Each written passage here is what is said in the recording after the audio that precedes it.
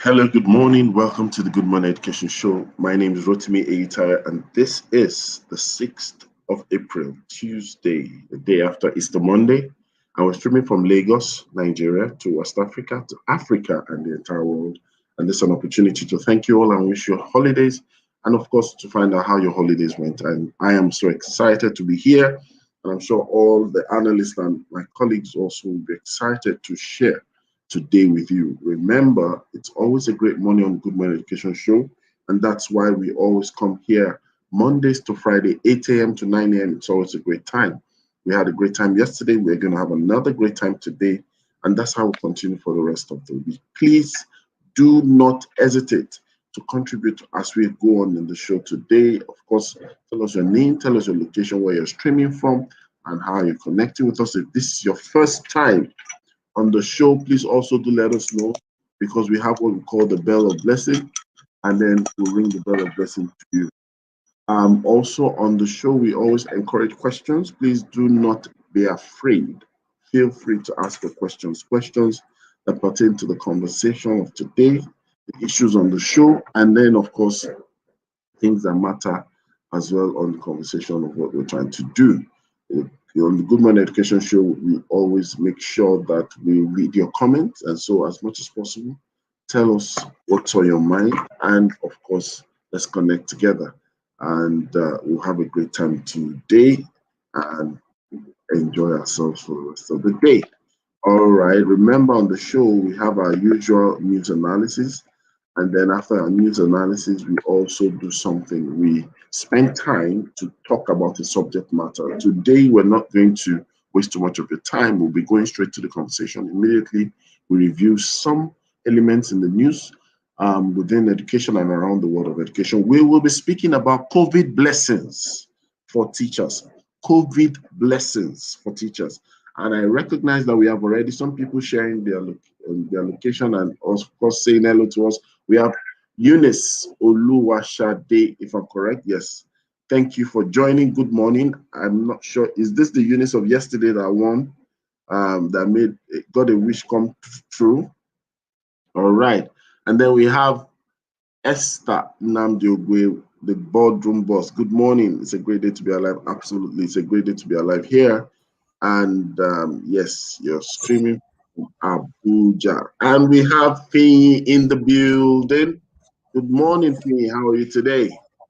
Good morning, world. Good morning, Nigeria. Good morning, Mr. Rotimi. Good morning to the Good Morning Education Show tribe. And welcome to the start of work this week after the holidays. Well, not everybody's actually starting work, I believe. Some people are still living the life, enjoying the Easter break. We are feeling like broadcasters who have to be on the show somewhere in come shine, But we do what we have to do. Do what we have to do. And I was just telling them that we have a conversation that we'll be treating today, and we'll be talking about COVID blessings for teachers. COVID blessings for teachers. But then before we go further into that, I just want us to look at some little elements on the headline news, just so that our audience get informed and stay informed. Okay, yes, the second Eunice is also here. Eunice or Haimo. Wait, I hope I got that pronunciation right. All right, so let's have the first headline, and it's from Akwa Ibom. Akwa Ibom spent 1.5 billion annually on examinations in public schools. Wow. What do you think Wow. about Okay. So this is a lot. This is quite a lot, 1.5 billion. And I'm hoping this covers all of the students, because we still hear cases of, well, maybe not in the state especially, but every state claims to spend money on examination for their students. Yet we still have and hear about students who are not able to take some exams because of money. So, well, maybe it needs to be more evenly spread. Maybe the reach needs to be farther than it already is. But well, maybe first of all, we say kudos to the government. Thank you for paying the fees for the exams, but then it should be well spread, and then the reach should go farther than already it is. And I hope this is not just for secondary school examinations. Hopefully, this includes common entrance exams for the primary schools, and then the GS3 exams, the SS3 exams for all the reaching all of the local governments that they have in the state. Well, we all know that education is something that actually goes with cost, and quality education actually comes with cost.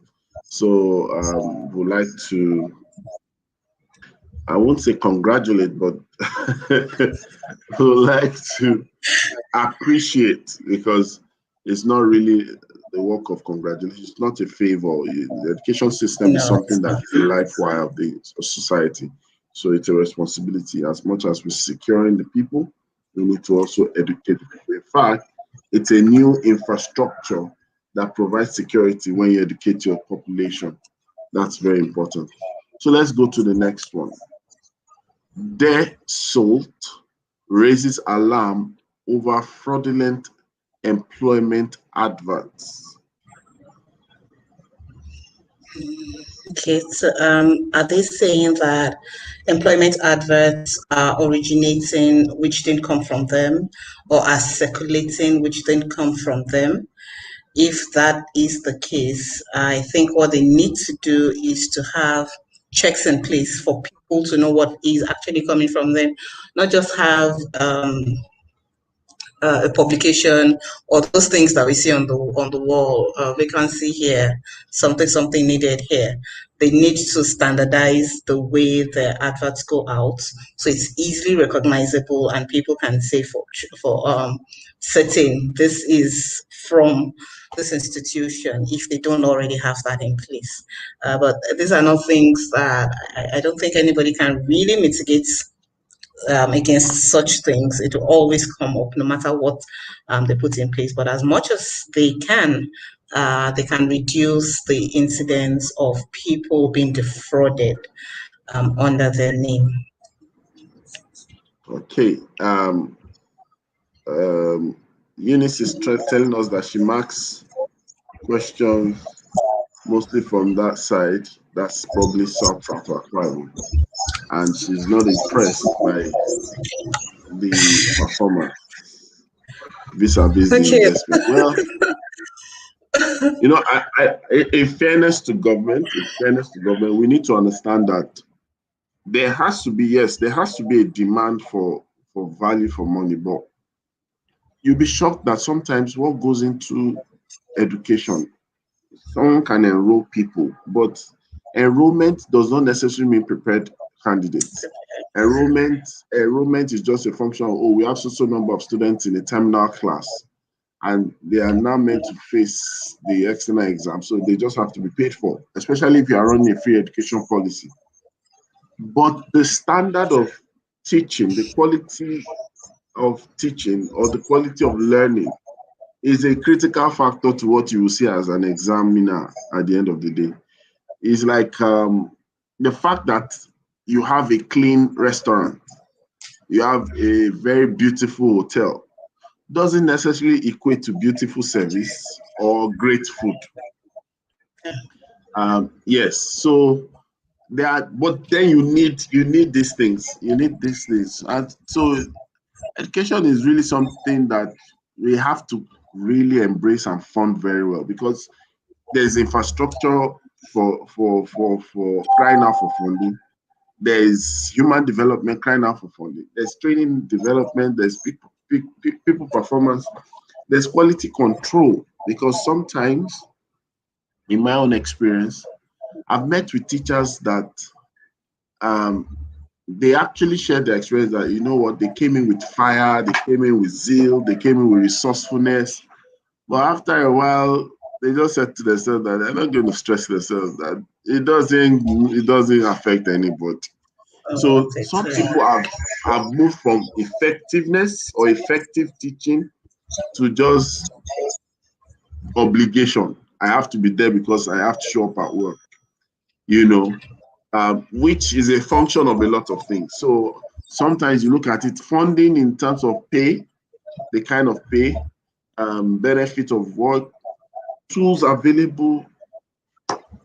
It's not a conversation that you just start and end in one sitting. Trust me. But yeah, thank you, Eunice, for that. Thank you.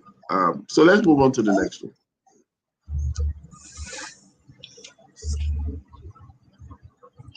I wish Grace was here on the show. Grace, wherever you are, this news is dedicated to you all the way.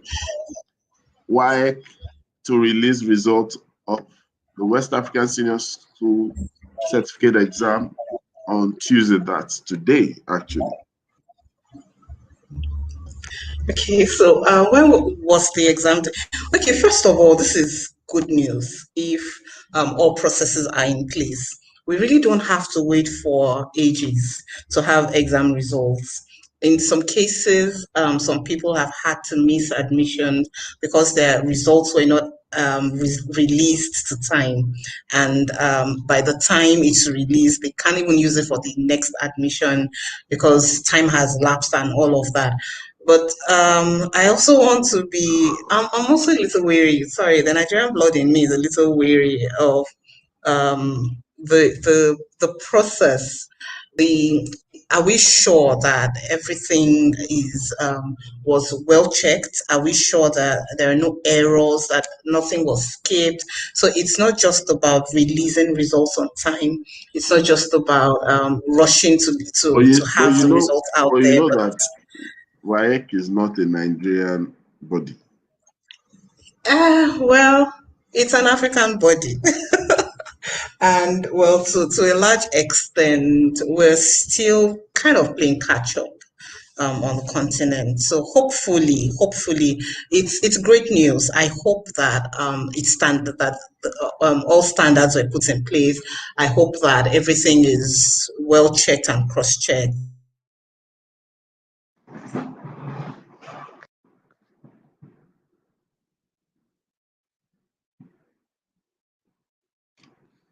Hello, can you hear me? Are you still there? It really is not that difficult to have the results released this early. We just let's hear feedback. Let's hear by the time students are checking their results, we'll get the feedback and know if this is on point or if we need to be sending Grace to write WAEC the letter. Okay. And then, of course, a follow-up to that is JAMB decries use of logo by fraudulent exam centers. Still puts in quality check in place. Need to have that in place and have the proper list of accredited centers so that candidates know where they're going, they know where to look out for.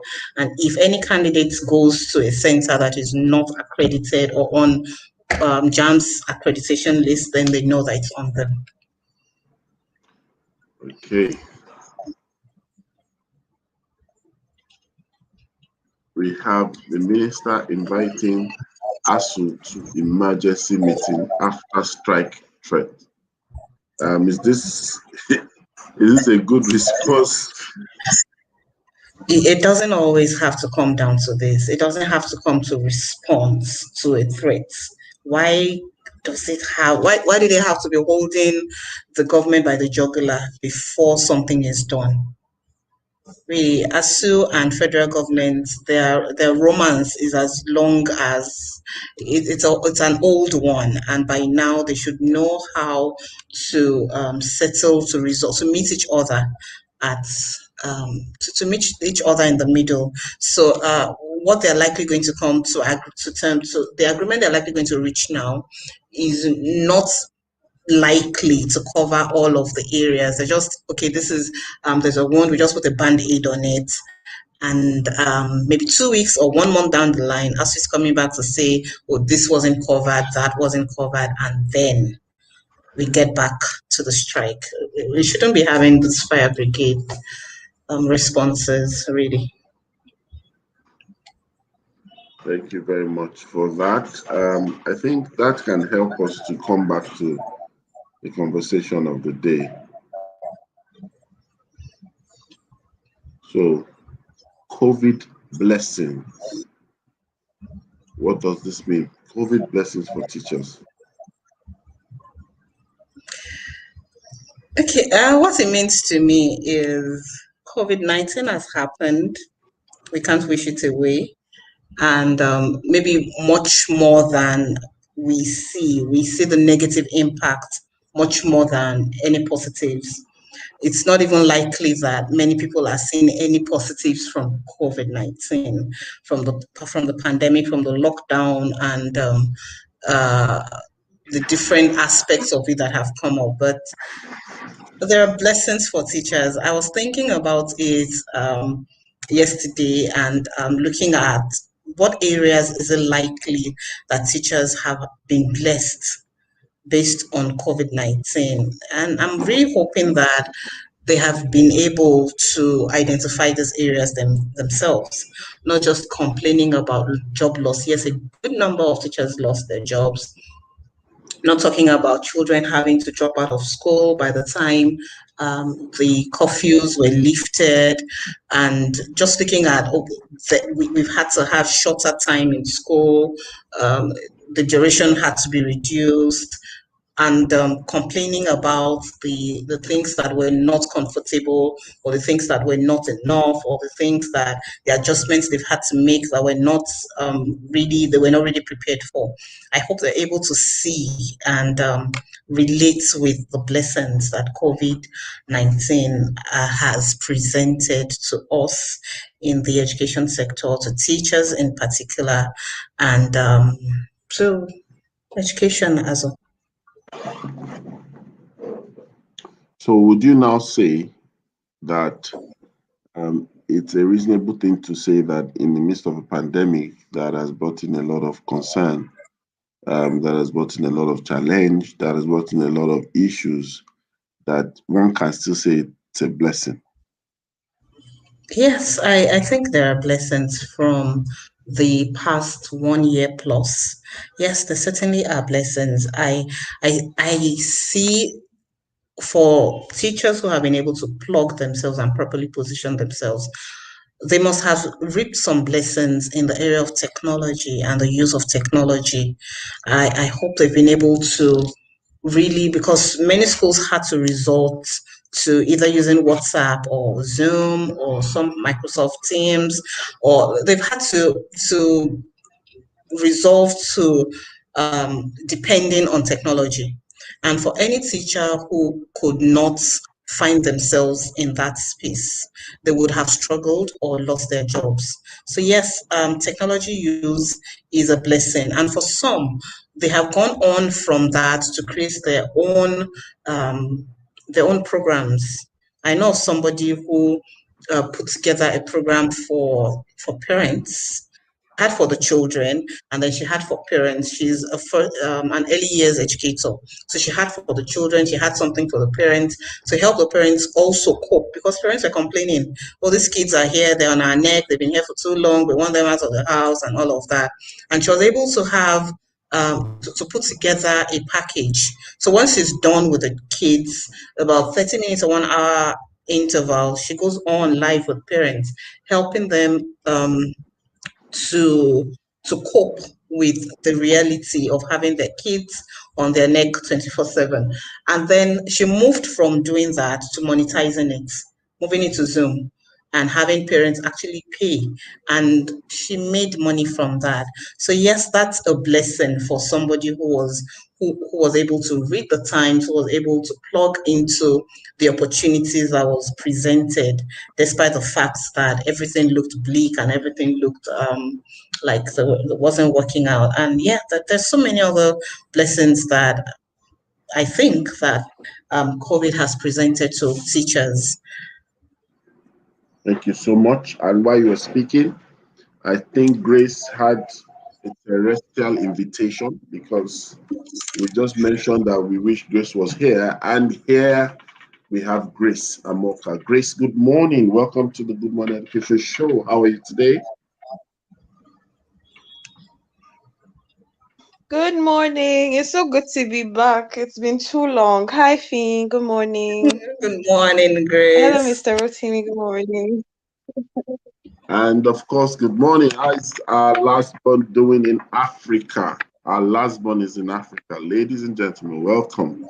Ifyo. Good morning, everyone. Good morning, Ifyok, and welcome. Ifyo, Thank you. Abadi. Have fun. Even again, them auntie again. All right, Ifyo, we can continue on the show. Thank you very much. Oh my God. You want me to feel like So we're talking about COVID blessings for teachers. COVID blessings for teachers. And Fee was trying to open up the conversation.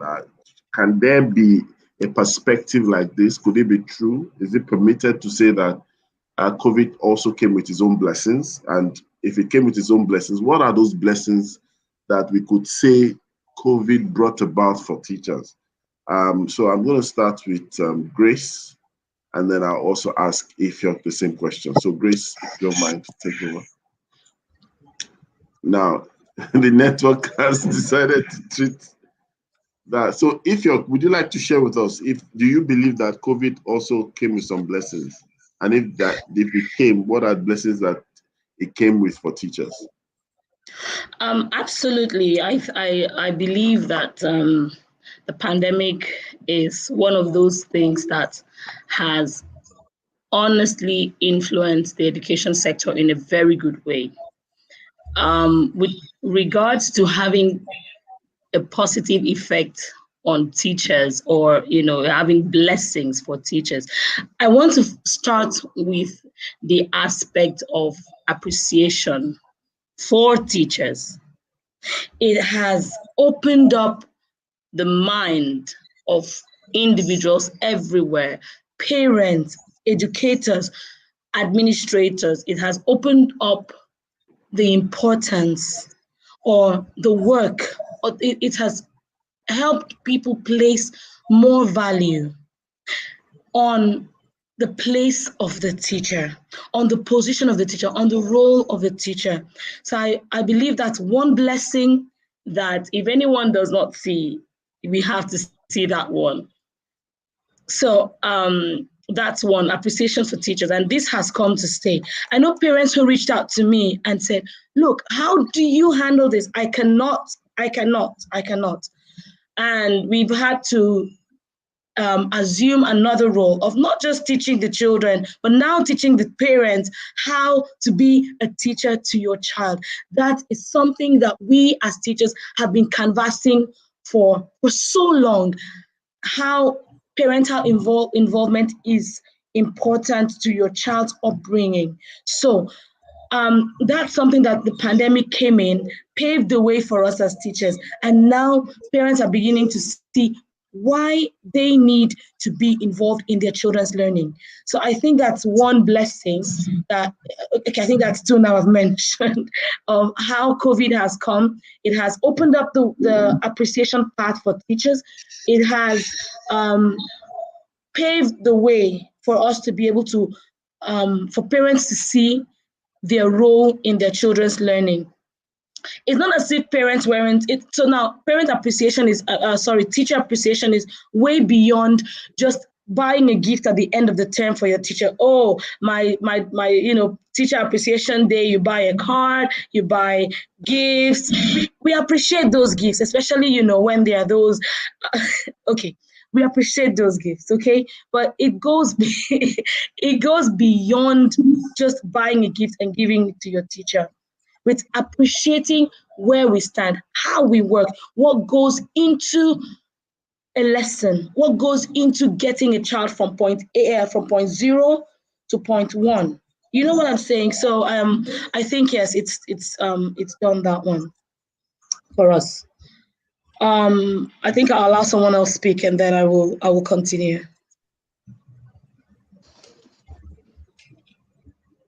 Hello, or do I just go right ahead? Hello, Mr. Rotimi. Okay, so let me keep going. Ofini, did you want to say something there? No, Grace is back, Yeah, I want. and well, Let's I say had Okay, given something. Grace, my. yeah. You Give here. can have Grace. All right, Grace. Shoot. Okay, so I really love the point that Ifyok made, because it's something that, educators all the time talk about. So every other person thinks our job is the easiest. They feel like we have all the extended holidays and we have a lot of time on our hands. But then when the pandemic started, it's like, teachers are really the superheroes. And like she said, the appreciation for work went from like 0 to 100, through the pandemic. Another area that I recognized was a blessing for teachers was, I think it opened up more opportunities for learning for teachers to, there were lots of free resources. Some of them were already there, they already existed. But for some teachers, it was like, okay, you need to start to look in other directions. You can't just be focused on what you're doing within your classroom. So I think it kind of like opened our eyes to other areas to look into, what are the other skills that I have? How can I use technology better to make sure that learning continues for my students, for some of us that work with, that work in low income communities, it helped us think more.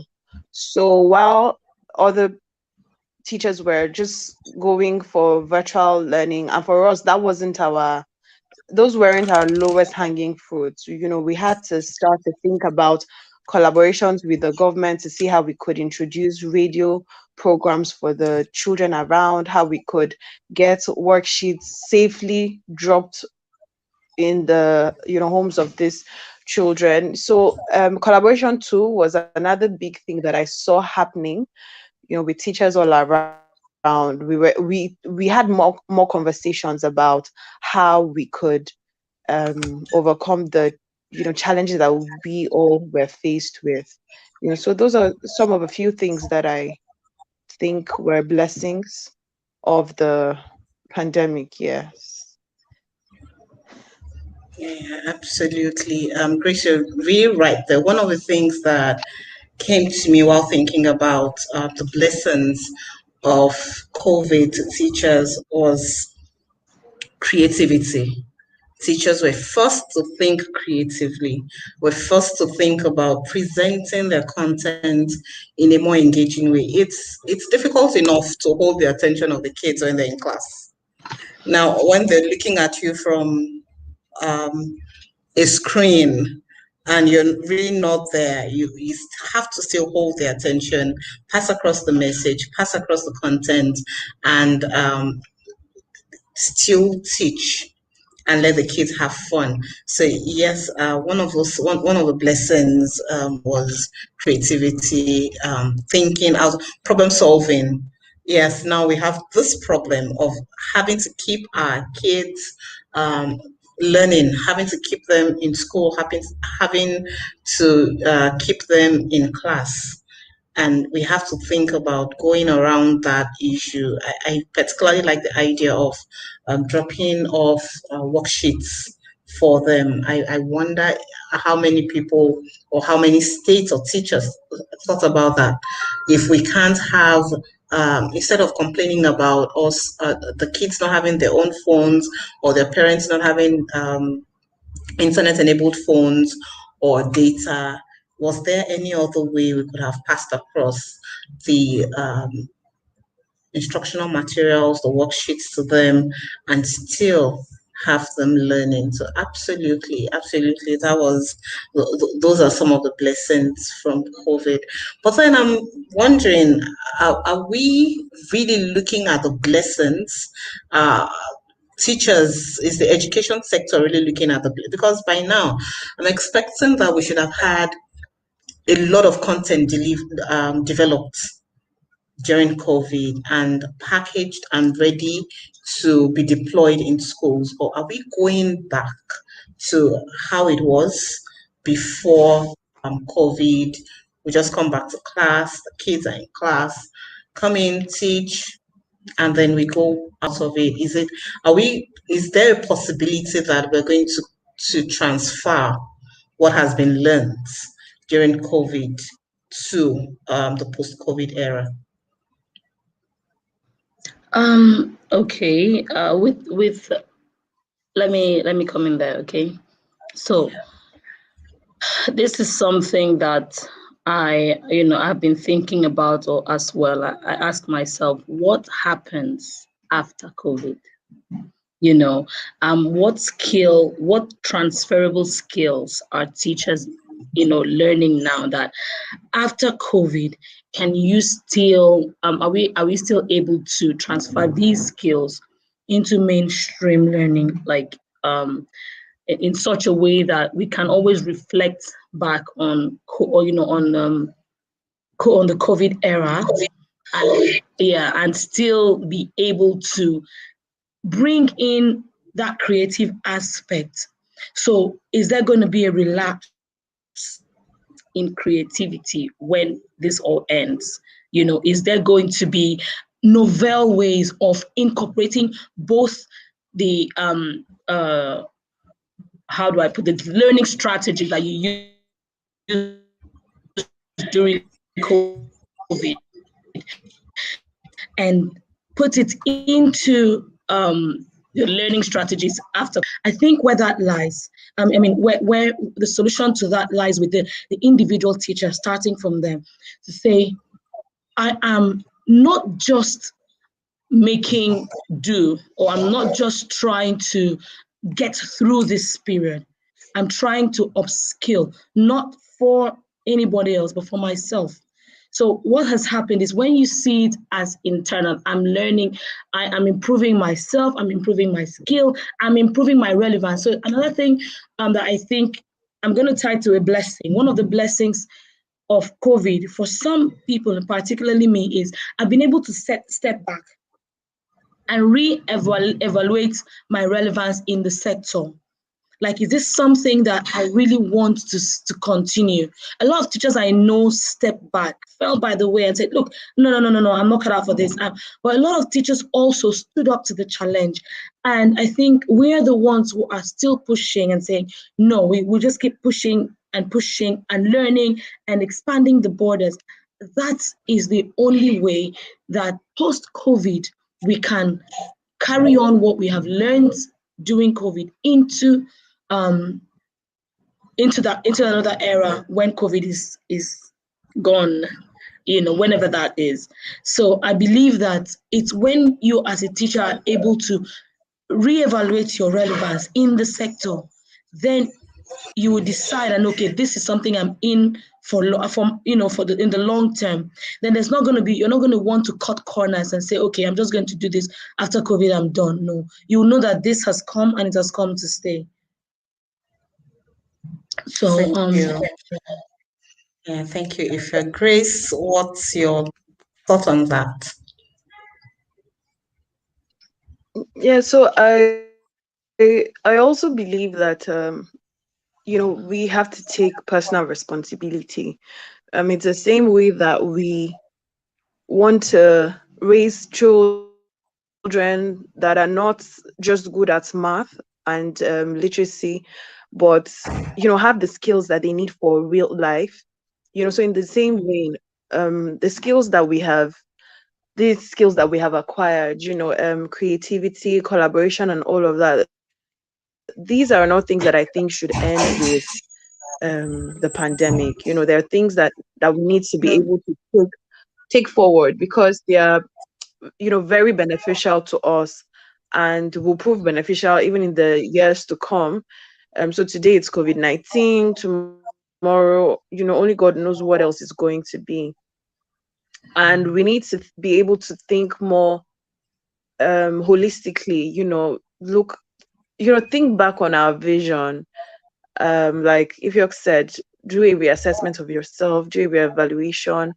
What's the picture that I have of myself within this profession, and the skills that I have now gained, how are they relevant, to me? What are the other skills that I even need to add to these ones that I have? How can I help other teachers along the way? Because we need that. One of the things that I realized from this season is we need that support system so badly, and it's something that I really wish we would carry forward. Taking care of our mental health, just being there for each other and ensuring that we're fine. It's really hard to be fine within a class. I think of teachers as burden bearers.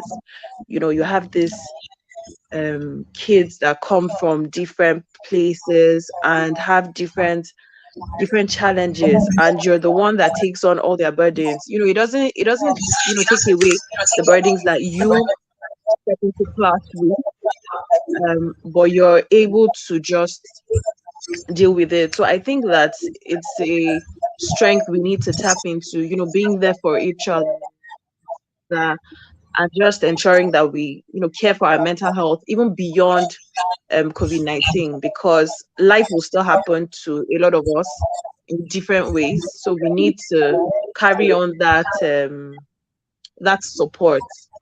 Yeah, so those are my opinions on that. Okay, thank you, Grace. One of the lessons from COVID is heightened safety awareness when it comes to health, heightened awareness. So whether teachers believed it or not, whether the school system believed it or not, when students return to school, some of the parameters that had to be put in place was frequent washing of hands, nose mask, physical distancing, and is this something that we should sustain? Considering the fact that, especially for primary school students who go out, have their hands in a lot of things, play with friends and all of that, and we know that apart from COVID-19, there are other bacteria, there are other things that children can pass across through their hands. So is this something that we should continue to see in our schools? Is this something that is going to have the tag and the label of COVID on it? Because I know that one of the things that happened where I stay in Ibadan, and one of the things that I saw in Ibadan was that when you put on a mask, you stand out. It's like, what is it? In fact, they could even call you anti-COVID because you stand out. So this heightened safety awareness, should we retain it? Is this something that we should retain in the post-COVID era, or it should just go with COVID? Welcome back, Mr. Timmy. We're trying to still hold the conversation while you were away. I was wondering where he went. Really. Okay. The story of my life. Let me just a very light one here. When you talked about wearing a mask and everybody's calling you anti-COVID, everywhere I go, I wear my mask. Like if I have to leave the house now, I'm wearing my mask. Like I'm carrying my hand sanitizer. I'm like, yeah. I went to church on Sunday and I was wearing my mask. I was literally the only one wearing a mask, and I wore my mask throughout the whole service, even with all the dancing and praising the Lord and doing everything. I wore my mask throughout, and some of the people I've not met in a long time, babe, take this mask off. Let's see your face. I'm like, no. And everywhere I went, everyone was just looking at me. Why is she wearing a mask? So, I think it's also about people understanding that, look, this thing is here and it has come to stay. And not just that it has come to stay, we need to be aware and honestly, it just broke my heart to see that everywhere I went, there was no one wearing masks, and I hear these things. No one is wearing masks. There's no COVID in Nigeria, and so hearing these things, like hearing it, someone even said to me, "COVID, no, they catch black man," and and so honestly, it broke my heart to see that. Let me go back to how important it is that some of these measures we're taking to stay healthy and to stay safe. It's things that actually we learned in kindergarten. Things like washing your hands. Washing your hands, for goodness sake. I know how many videos came out on washing hands alone when the pandemic started. There are so many. How many songs? How many? Oh my goodness, strategies for washing hands, how you have to wash each finger in between your fingers. And so these are some of the things that honestly we've been hearing from kindergarten. Wash hands after meals, wash hands before and after meals, wash hands after you finish with the toilet, wash hands, wash hands, wash hands. That's one thing. And I think that we need to sustain this, because one of the easiest ways of catching, contacting diseases is through the hands. The hands touch everywhere. The hands actually can touch everywhere in your body. And it's one of the places, I think it was one research I read, that the hand goes to the face how many millions of times a day or something like that. And you imagine, so if you're not keeping your hands clean, that's an access point to your body and to your immune system. So that's one of the things that need to stay. As for wearing masks, I do not think it's something that, I think after now, a lot of people will probably linger with it for a while, but eventually, I think masks may just go back to where it was initially. With hand sanitizers, I think that's something that if you can afford, and and wipes, if you can afford, it's best to have it on you.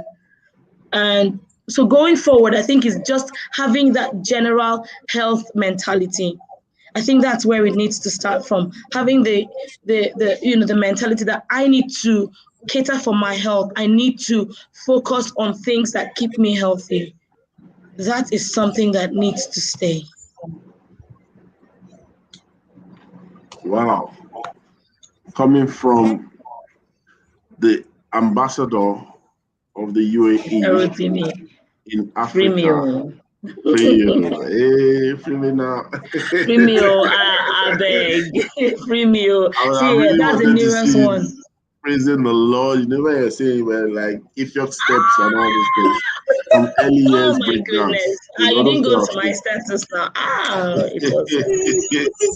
As in, I broke it down. Oh my God. Broke it down. Like, So you still have it in you. Everyone was like, where this one show from? I've missed it. I've missed, all that I have missed it. So I just released myself in the spirit. You know what I'm saying? So anyway, between you and KK, who knows who's the best dancer? We will see. Hey! Okay, anyway, we could have a dance off. Don't worry, I'll watch you guys. I'll be the judge. Myself and Grace. I'll save Grace the energy. All right. But you see, one of the things that we need to recognize is COVID blessing for teachers, right?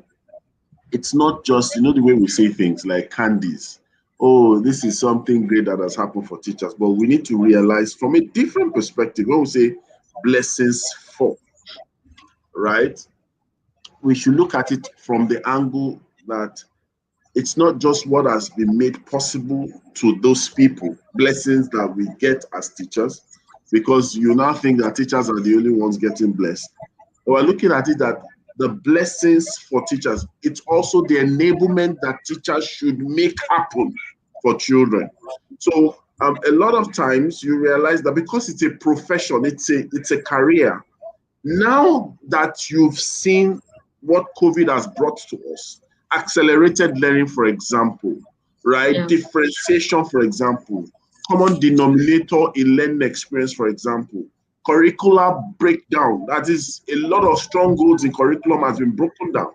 That is the blessing that the teacher has for the student. So it's a blessing. The capacity and the enablement is the blessing that teachers now have. Now, I remember that, especially in 2020, I was telling that there was kind of a projection, I won't call it a prediction, that I was sharing with some school owners. And I said to them, I said that, look, do you know now it's easier to set up a school with the one who is bold, who is resourceful, right? And the one who can collaborate. This is the test of the 4Cs, or the 21st century skills everybody used to shout about. This is the test of it. And guess what? What I said actually happened. A lot of people showed that the 21st century skills they were talking about was just head knowledge. It wasn't a heart experience. You know why? A lot of people dared to learn the tools and platforms. So you found a lot of people manipulating Zoom. You found a lot of people talking about LMSs. You find a lot of people talking about content management sites. However, how many people migrated into taking their tutoring services online? And when I say online, I'm not just saying using Zoom. I'm talking about the infrastructure. How many people migrated into now starting e-schools? The moment schools were able to resume back, the investment that was made in that fizzled away. Yeah. The time that was used for the onboarding, for digital migration for their workforce, fizzled away. Are you following me? Yeah. And the transformation of their content from paper to digital fizzled away.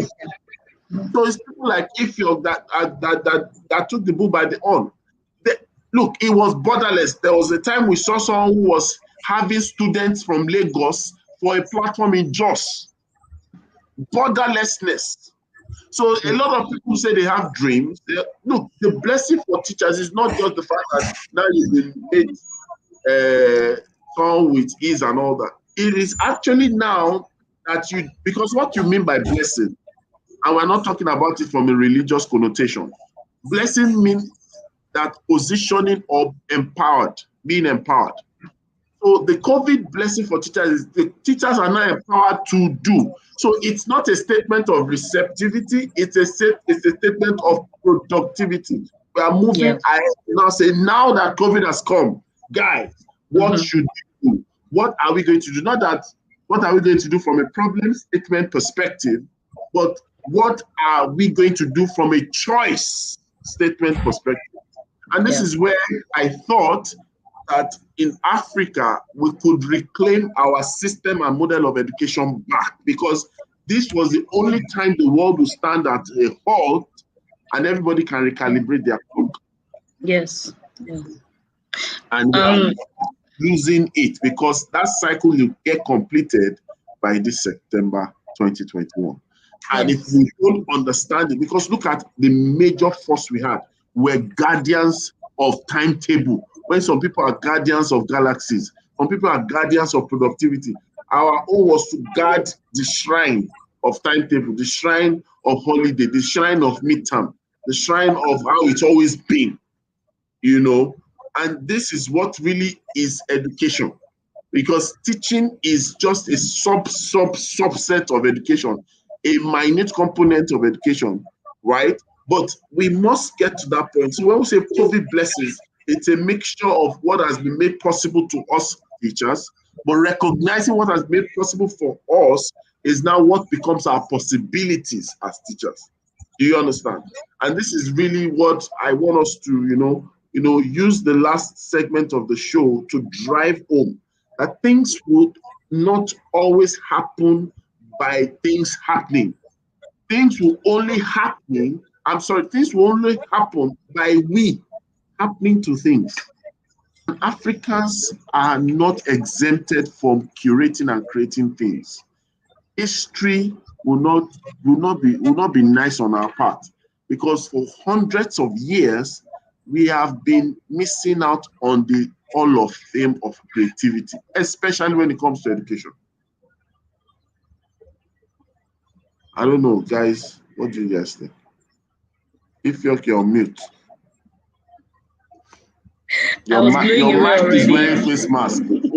I was blowing away already. So you've mentioned some very I said valid. your mic was wearing face mask. Oh, was it? Yeah. I think everything around me will be wearing face mask. Like, okay, so you've mentioned some really valid points, Mr. Rotimi, and I would just pin it to two things. One, having a paradigm shift. Like, teachers need to understand that, look, things have changed.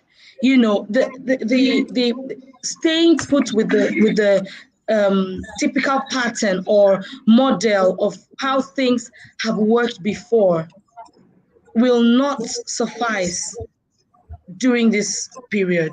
It will not.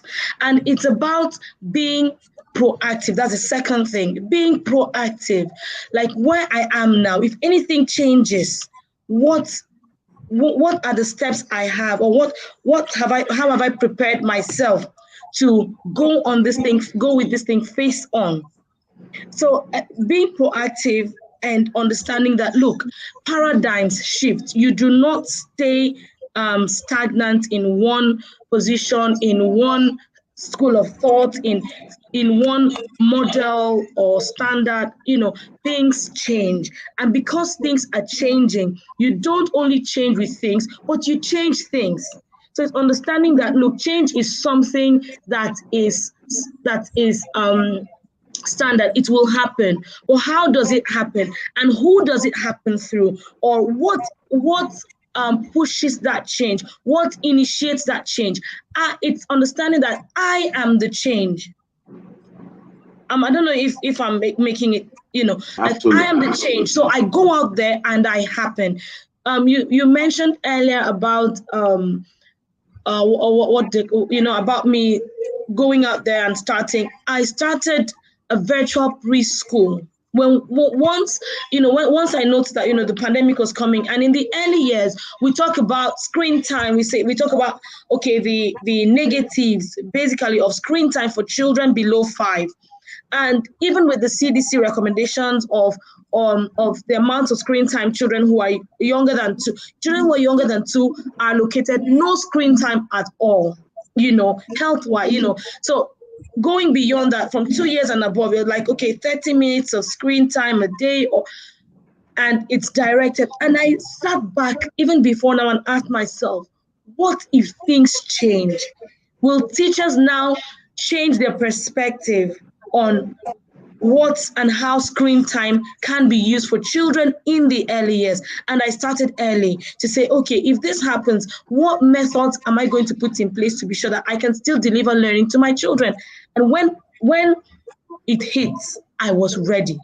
So that being said, it's about you sitting back now and projecting forward, being proactive. What happens if the pandemic doesn't go away at all? What can I do? What steps do I take? And when you do that and say, I'm going out there and I am becoming that change, then you can sit back and enjoy the blessings of COVID-19. Fantastic. Let me ask Grace this question, and also Finny this question as we're about to round off. And in 1 minute or 2 minutes, can Grace help us, just paint a picture? Because I know Grace likes to, do this comparative analysis. Now, look at the way Black Lives Matter. Look at the way we've talked about bring our girls back. Look at the way we've talked about the female right is also the human right. Look at the way we've championed the gender of feminism, or the gender of female inclusive nature. Look at several things that has been agenda-like, has been campaign-driven. Now, can we annotate, or can we align and compare those things as to how we can now take education back? If there was something like that. I remember speaking with a friend of mine who said on the phone over the weekend that we don't have a sector. We don't have an educational sector or an education sector. And I understand the pain which my friend was talking about. Now, Grace, can you just align that the way, because the blessing of COVID is that it has given us a voice. He has made everyone to listen more than before. But we are missing out on that. We are giving a cold silence to a raving audience. Over to you, Chris. Mr. Rotimi, you and all this your academic thesis question that I used to ask somebody.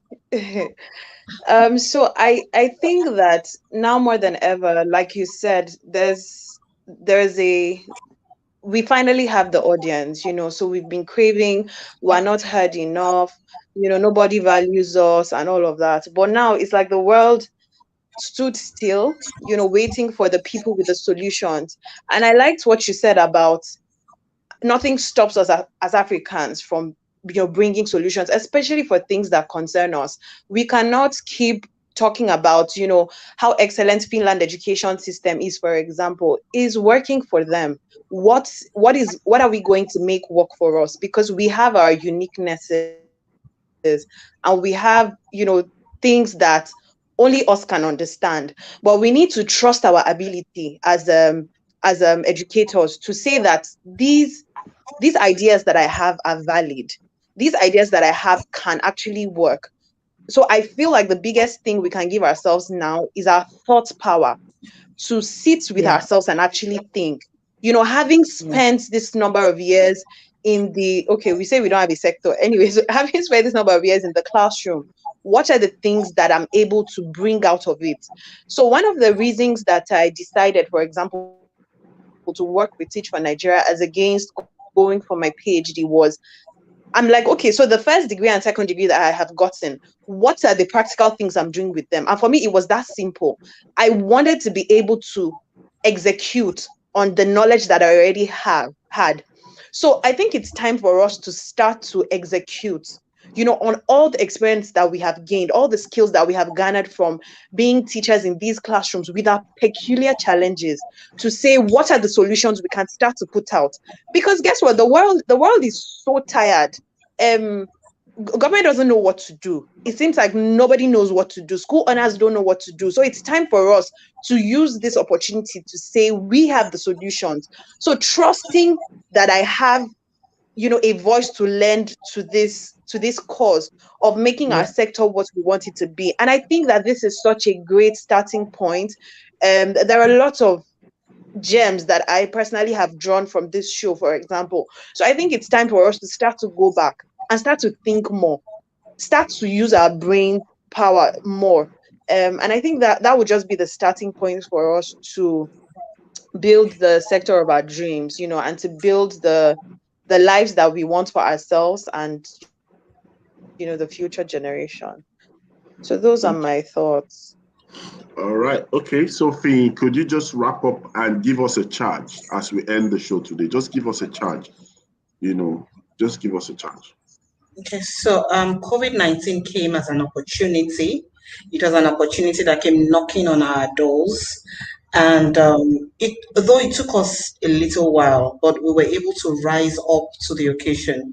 So it's clear that we have the capability, we have the capacity, both in human resources, in systems, to make these things work.